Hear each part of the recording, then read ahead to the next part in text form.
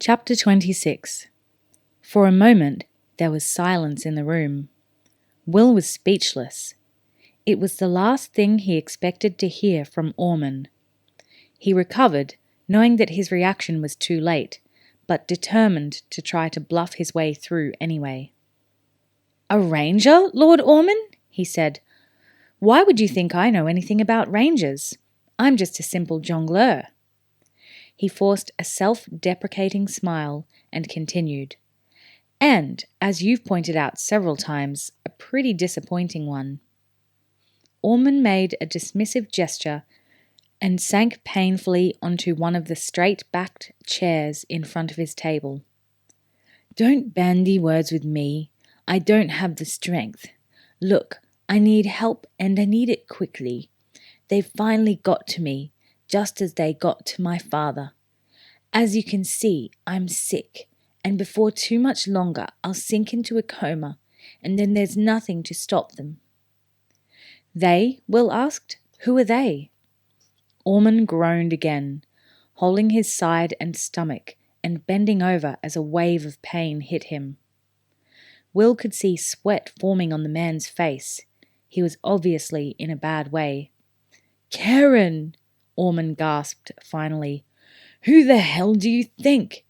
He's the one behind my father's sickness. He's the one trying to take over the castle." "Karen?" Will repeated. "But—" He paused, and Orman, stronger now that the tide of pain had receded a little, continued angrily. "Oh, of course, he's taken you in just like everybody else. I suppose you imagined I was behind the whole plot to get rid of my father." He looked up at Will for confirmation. Seeing it in the young man's eyes, he nodded resignedly. "Most people do. It's so easy to think that way when a person is unpopular, isn't it?" There was nothing for Will to say. It was precisely the way he had reacted, now he thought about it. He disliked Orman, and the dislike had led him to the conclusion that the temporary Lord of Mackendor was not to be trusted. By contrast, Sir Karen's open, friendly nature had led him to view the man as a potential ally. But still, there was only Orman's word to go on here. The sallow-faced man continued. "Look, you may be many things, but I doubt if you're really a jongleur." He held up a hand to stop Will's automatic protest. "You're talented enough, I suppose, although your music isn't to my liking. But you gave yourself away the other day when I interviewed you." "Gave myself away?" Will's mind flashed back to the conversation he had with Orman just before Alice's arrival. "I asked about your mandola, remember? I asked if it was a Gilles Perron." "Yes," Will said slowly. He wondered where this was going. He remembered a few moments of confusion when Orman had asked the question, moments where he tried to cover up the fact that he hadn't heard of the master luthier, Gilles Perron. "It was simply that his name escaped me at the time, Lord Orman," he said. "As I said to you, a country musician could never afford a real Gilles Perron instrument, so the name simply escaped me for a few seconds." "There is no Gilles Perron. The name is Gillet," Orman said flatly. "Any true jongleur should have known that." Will closed his eyes briefly in anger. It was a very old trick that Orman had pulled on him, but it had worked. And now he saw no way out of the trap. Orman continued. "So, then I checked your horse. It's very similar to the breed the rangers use, and it seems to be very well trained as well. Even your clothing gives a hint." He gestured to the gaudy black and white cloak that Will wore. "It's similar to the camouflage cloaks rangers wear. Of course, the colours are different, but in a winterscape such as we have here, black and white would be ideal. I imagine you could disappear into the countryside in moments if you chose to." It's a fascinating theory, my lord, Will said, but unfortunately, it's really no more than a series of coincidences.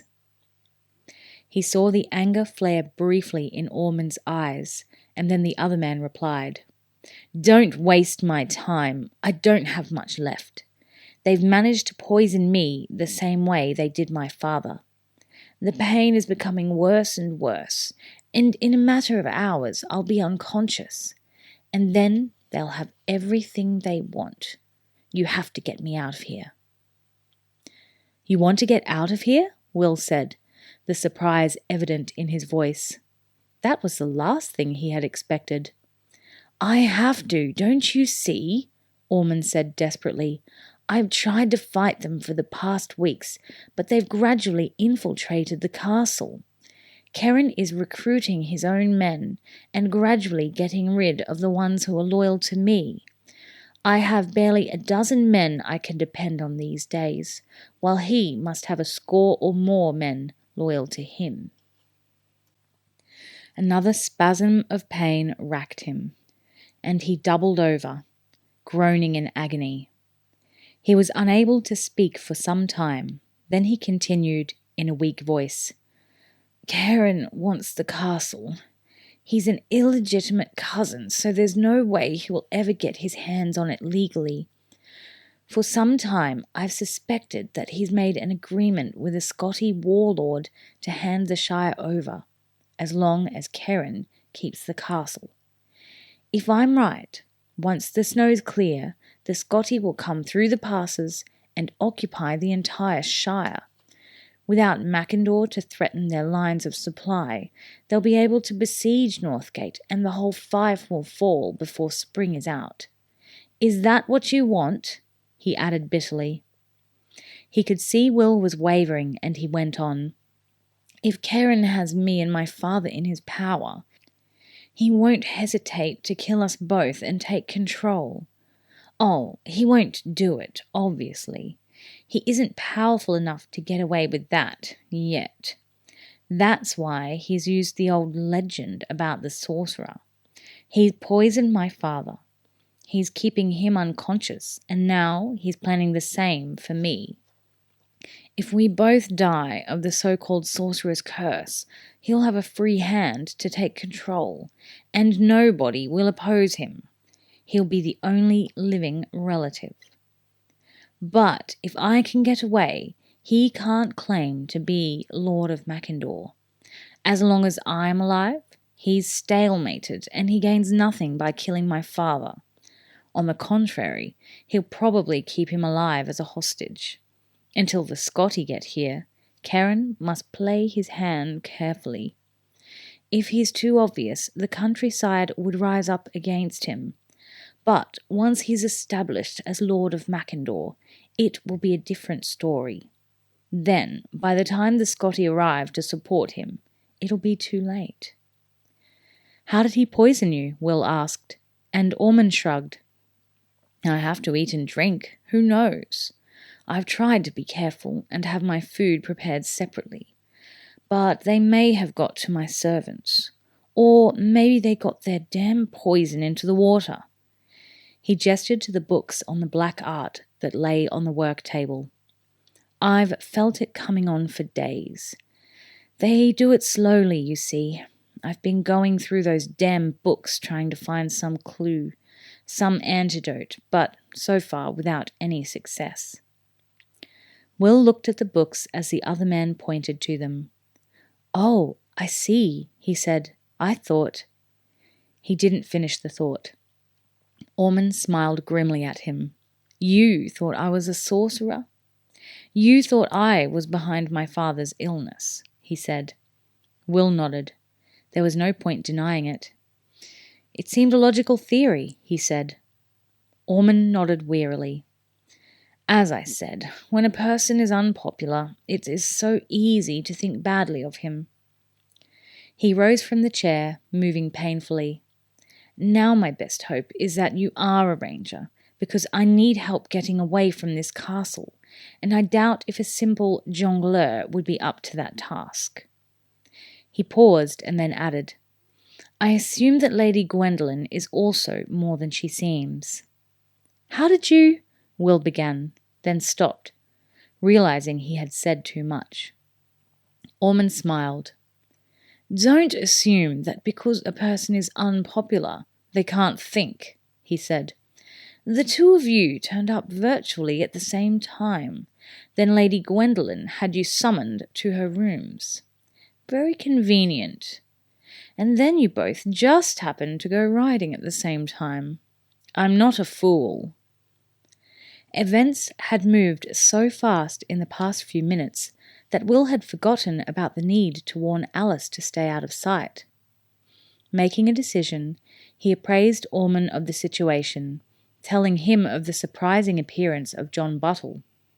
The castle lord frowned thoughtfully. That is a problem, he said. He's one of Karen's men, of course, a new recruit. Karen seems to find every unattached thief and murderer who drifts through the Shire.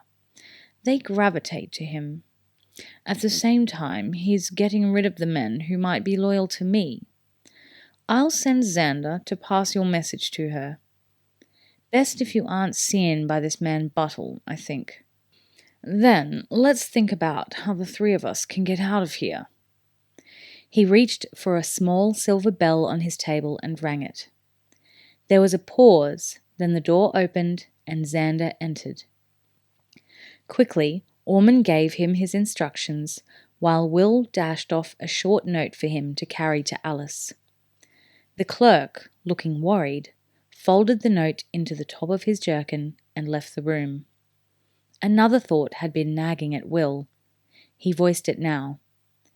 The night warrior, the apparitions in Grimsdale Wood, is Karen behind them as well? What does he gain from them? Oh, you've seen them, have you? Ormond asked. Then he shrugged. To be honest, I don't know. Perhaps this former healer, Malcolm, is behind them all. Or maybe it's Karen. Maybe they're even working together. Then again, Karen may have simply taken advantage of the apparitions to use the old legend to his own advantage. He shuddered in pain again. In any event, we're going to have to find out what Malcolm is up to, he said. Will looked at him, a question in his eyes, and he elaborated. He may well be the only one who can heal me. I need you to take me to him.